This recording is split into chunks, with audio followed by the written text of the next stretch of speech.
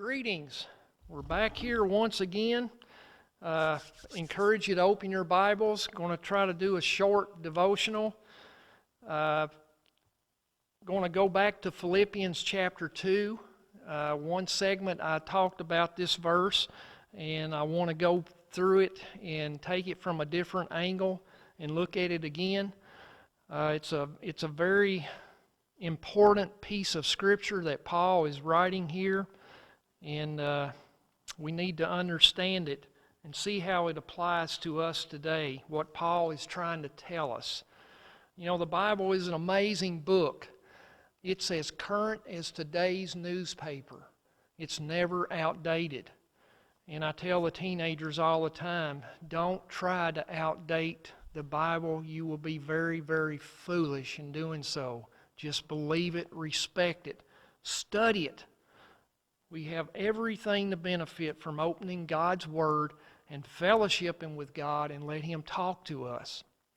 All right, Philippians chapter 2, beginning with verse 12. I'm reading from the New King James. Philippians chapter 2, reading from verse 12. Paul is the writer. Therefore, my beloved, as you have always obeyed, not as in my presence only, but now much more in my absence, work out your own salvation with fear and trembling. For it is God who works in you both to will and to do for His good pleasure. I've heard a lot of preachers use this verse for a text, but they leave out verse 13. I can't imagine these two verses being separated. Always read verse 12 with verse 13 following. Once again, verse 13, for it is God who works in you both to will and to do for His good pleasure. It's all about glorifying God. And when we are working with God, God is going to bless us, and God's going to do great things through us. And that's the whole purpose of this study. I want us to look at these words, break them down individually, work out your own salvation with fear and trembling. First, work. I want to lay this aside like I did last time. I hit on it. We are not saved by works. We cannot work our way to heaven. It is by God's grace, God's love, God's mercy. Works are a part of being faithful and obedient. You can't leave works out here and ignore it, saying, well, I can't get to heaven by good works. And you can't just sit out there and be lazy and not do anything. Okay? We're not saved by works, but we are going to do good works for God. Verse 13 is a reason why. But anyway, look at that word. We're going to lay it aside. We're not saved by works. It says, work out your own salvation. The responsibility is mine. You cannot get me to heaven, but you can encourage me. It's left up to me. I cannot get you to heaven, but I want to encourage you, and I need to be encouraged. So it's a responsibility ultimately that falls on ourselves. Work out your own salvation. Salvation is the gift, the reward that we have for spending eternity with God. And with fear and trembling. I want to look at those two words as I lightly hit on that last week. Fear. I want to tell you a story. I thought about this as I was thinking about coming to church about this little devotional. I was out riding my Harley one day. I lived on the stupid thing. That was way back in my past. And I was going through the Smoky Mountains state. I went down there a lot. I'd work during the week, save my money. I'd ride all night to watch the sun come up. I always took my Bible and I'd read my Bible, have the devotional, watching the sun come up. But anyway, I was the Motor Nature Trail, one of my favorite spots in the mountains. I was riding that, and I came upon a rattlesnake in the road. And I pulled my bike. It's a one-way path, one lane. I pulled my bike off the road, and there wasn't much traffic back then. It was early spring. It was cold. And I got off my bike, and I walked up to this snake, and it was coiled up as I parked my bike. And I didn't get real close. Mama didn't raise no fool, but I have been very foolish. All right. And I mean, it wasn't a matter of seconds when I parked my bike that a park ranger came up behind me. He was just casually driving through, as I was. And he got out and he hollered at me, said, "Sir, please stop." And okay. And he come up and he walked up. He didn't come up beside him, and he said, "Would you please step back?" And I think that I was within 6 feet. I was honoring the social distancing thing, Anyway, I think I was about 6 feet. All right, and it was called up, and it had rattles on it that was probably that long, and it sounded like a bunch of rocks in an empty Coke can. And I was by myself, and I backed up, and he started lecturing me in a kind way, and I took it respectfully. And he said, "Do you know anything about rattlesnakes?" And I said, "No, actually, I've always heard of them." But I said, "This is the first one I've ever seen," and it was. And he said, "Well, let me tell you about that guy right there." And he pointed at him, and we were back about 10, 12 feet. And he's still in the middle of the road, and there's no traffic, just me and the park ranger. And he said, "That guy is a grandpa." And I said, "What?"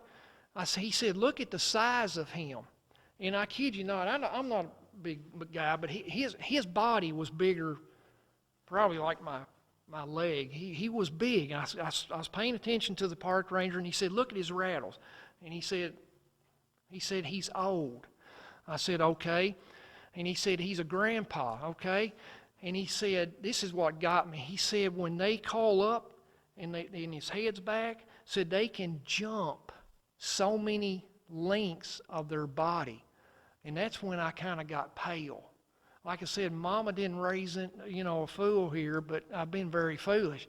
And I said, "Oh, I did not know that." And he said, "Yes, from now on, when you see a rattlesnake, just get out of its way." And I said, "Well, he was in the road, and I'm on a motorcycle." He said, "I understand." He said, "You just park your bike till he gets across the road." And I said, "Okay." But anyway, what I said, I was afraid. Work out your own salvation with fear and trembling. I was afraid, but it was a foolish, it wasn't a respectful fear. I was afraid for what little knowledge I had. But when the park ranger got a hold of me and taught me what I needed to know, my fear turned into trembling, and it was a very respectful fear. And I realized that guy was so real, and he was so potent that he could bring danger to my life, if not really hurt me bad. So I had the respect of the fear and trembling. And this is what Paul is saying. And if you go over James chapter 2, and I had you to do this the last lesson, but James chapter 2, I want to hark on this just a little bit. Fear and trembling. That's the words we're looking at right now. James chapter 2. Verse 14, we'll work our way down. "What does it profit, my brethren, if someone says he has faith but does not have works?" Okay, we're going back to that word, works, but listen to what James says. "Can faith save him?" Faith alone. We talked about that last. A lot of people want to believe, okay, and they think that their belief will get them to heaven. And like I said in the previous lesson, there's going to be a lot of people in hell that believe in God, and it's sad. Okay, and Jesus speaks. You want to write this down and read it. I read it for you last time. Jesus speaks in Matthew chapter 7. That's 5, 6, 7, the Sermon on the Mount. And I think it's verses somewhere around verse 20 and following. Jesus speaks about those that say, didn't we honor you? Didn't we call you Lord, Lord? Didn't we believe? And Jesus said, but you didn't live your belief. You didn't live a faithful life. You weren't obedient. Depart from me.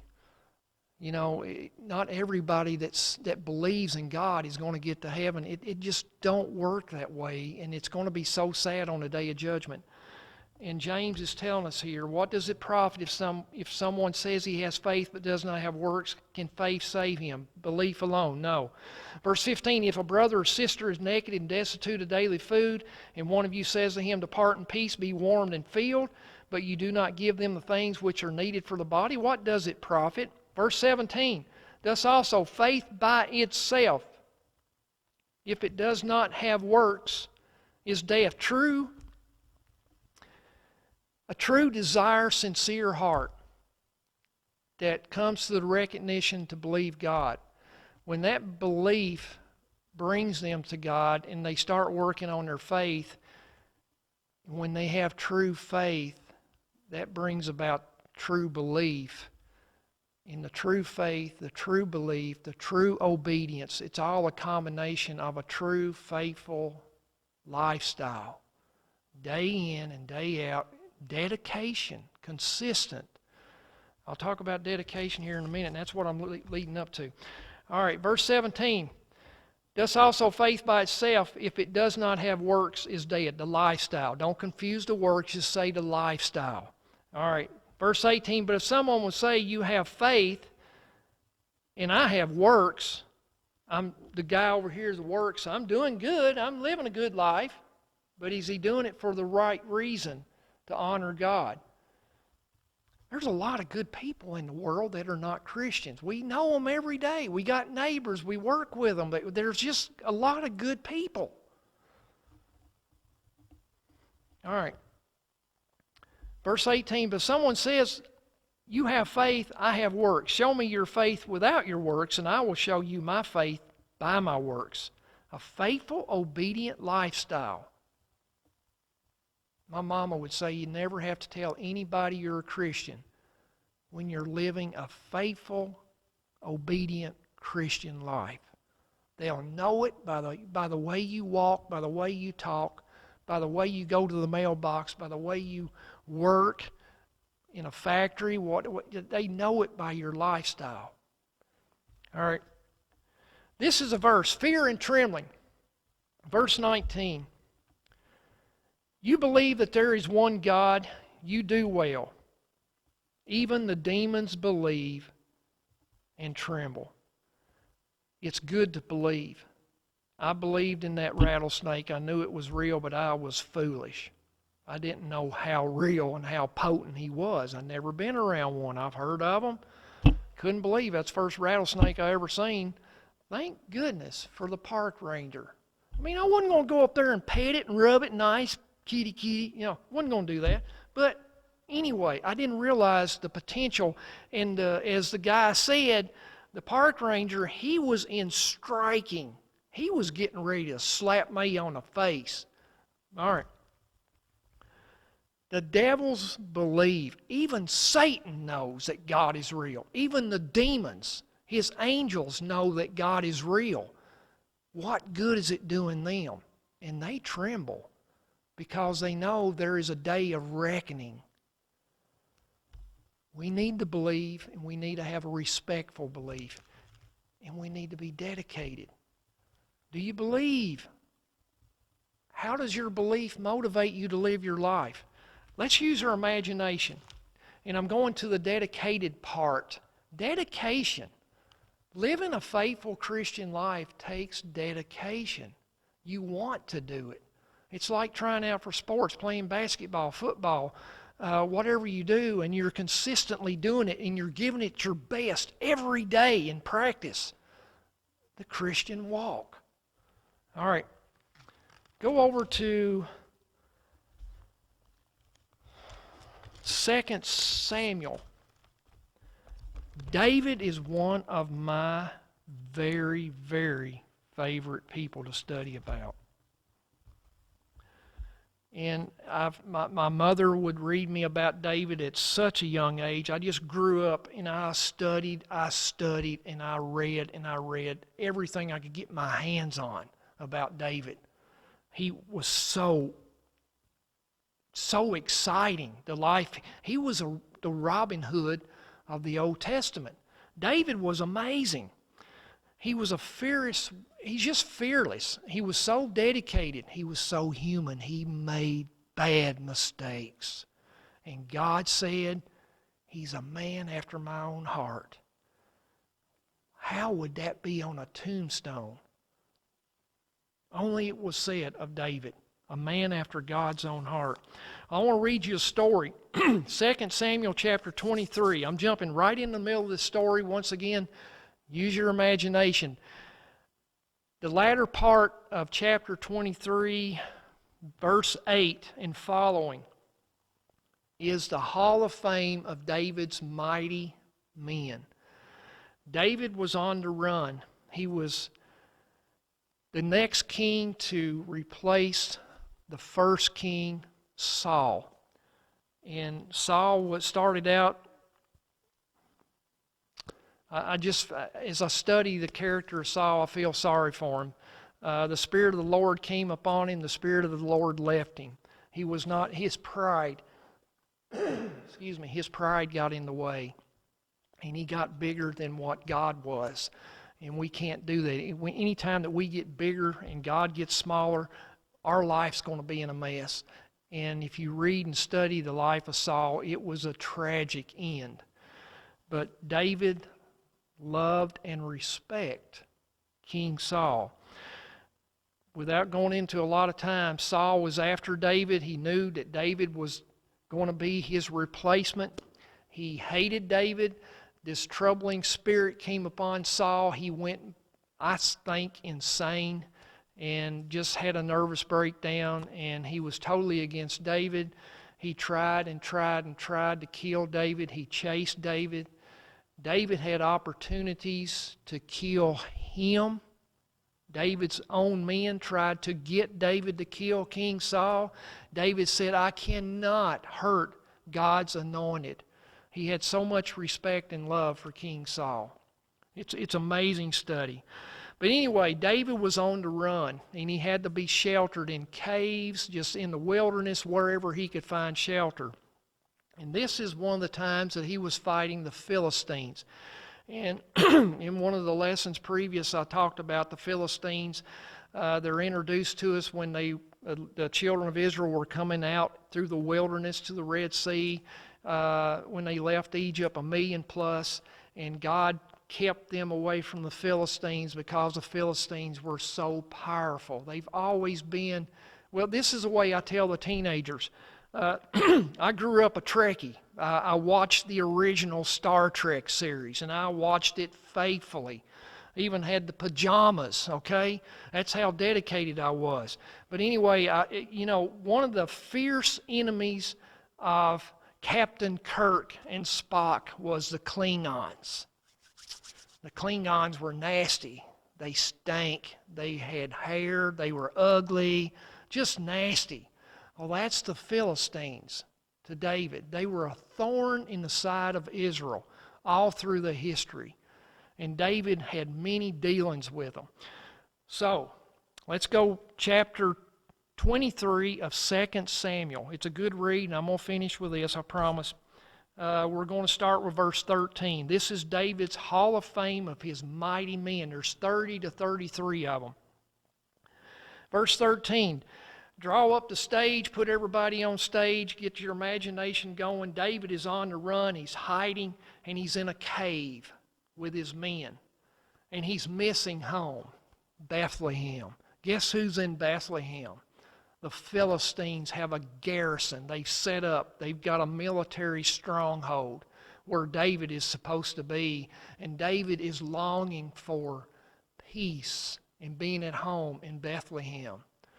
Listen to what it says here in verse 13. They're sitting around the campfire in the cave. And they're all just talking. They're tired. They're running for their life. And David says, verse 13, Then 3 of the 30 chief men went down at harvest time and came to David at the cave of Adullam. And the troop of the Philistines encamped in the valley of Rephaim. Verse 14, David was then in the stronghold in the cave, and the garrison of the Philistines was then in Bethlehem. And verse 15, And David said, just longingly, Oh, that someone would give me a drink of the water from the well of Bethlehem, which is by the gate. And you got to keep in mind, this is more than just a drink of water. Water was very, very precious. It was hard to find in the wilderness. And there was a well there that had pure, strong, good drinking water. David is longing for a good, cool drink. Also, he's longing for home, for peace, to be in the comforts of Bethlehem.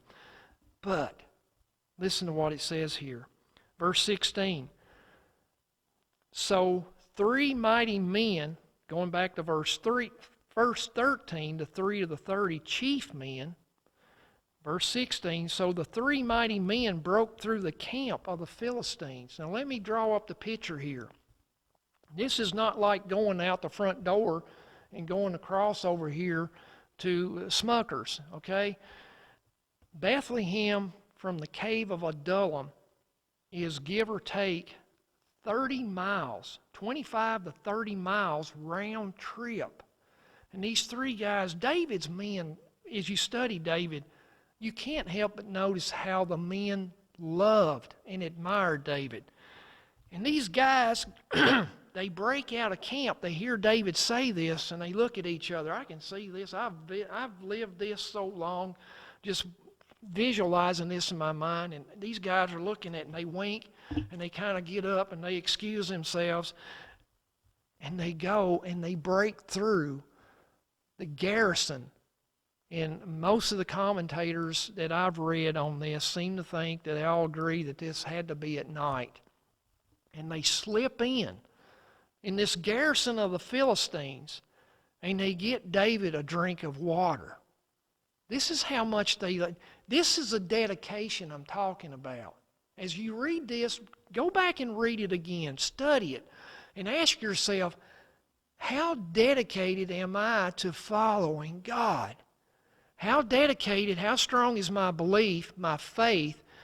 What does it promote me to do in living a life for God day in and day out? I don't want to be mean. I don't want to be harsh. There's no such thing as Sunday Christians. And I don't want anybody to get mad at me. Let's be honest. Just simply be honest.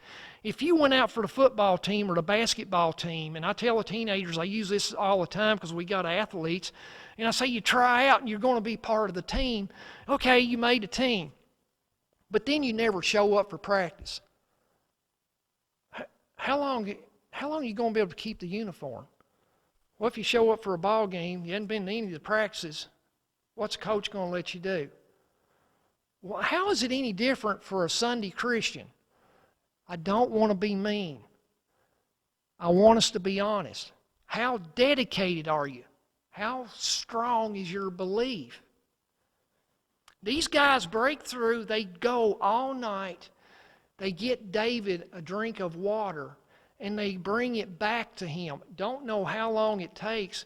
You think about going on foot for a 25-mile round trip, not counting the time it takes to break in to get, through all this Philistines, the guards and everything to get this drink of water. And they come back. Okay. Verse 16.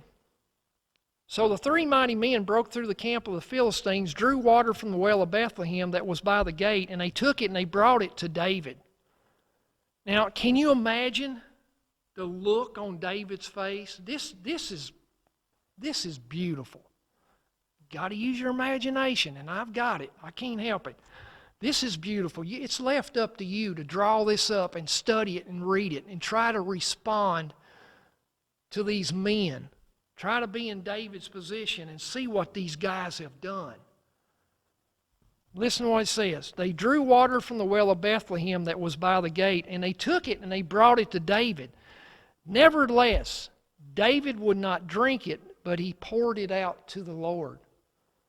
And he said, verse 17, Far be it from me, O Lord, that I should do this thing. Is this not the blood of the men who went in jeopardy of their own lives? Therefore he would not drink it. These things were done by the 3 mighty men. And I can give you examples. Even in Philippians chapter 2, Paul talks about a drink offering. The drink offering, pouring out, has been mentioned several times throughout the Scriptures, especially in the Old Testament. And David was taking this sacrifice that they made for him. When I first read this as a little kid, and I'd study it, and I thought, man, David, these guys risked their lives for you, and you just pour it out on the ground, not knowing what I should know about everything that's entailed in this story. And then when I got to studying and got to realizing what David did, it was the greatest compliment that he could ever give these guys. How dedicated. And I think, when I think of dedication, this is the first story that it just comes to my mind. So I'm going to end with that. I just want you to study it. I want you to think about it. Work out your own salvation with fear and trembling. Such a big verse. In the next verse, it will be pleasing to God. God can accomplish a lot when we get on page and we're dedicated and we're trusting in God and we're working out our salvation. We're living that life day in and day out. God does not expect perfection. Please understand that. God knows. That's why we need Jesus. God knows that perfection is beyond our means. We can't accomplish it. But as my mama would say, there's no reason, day in and day out, for us not to be faithful. All right. I love you. Think about it. Keep Jesus in your heart. Read your Bibles. Read it to study. Thank you kindly for your patience.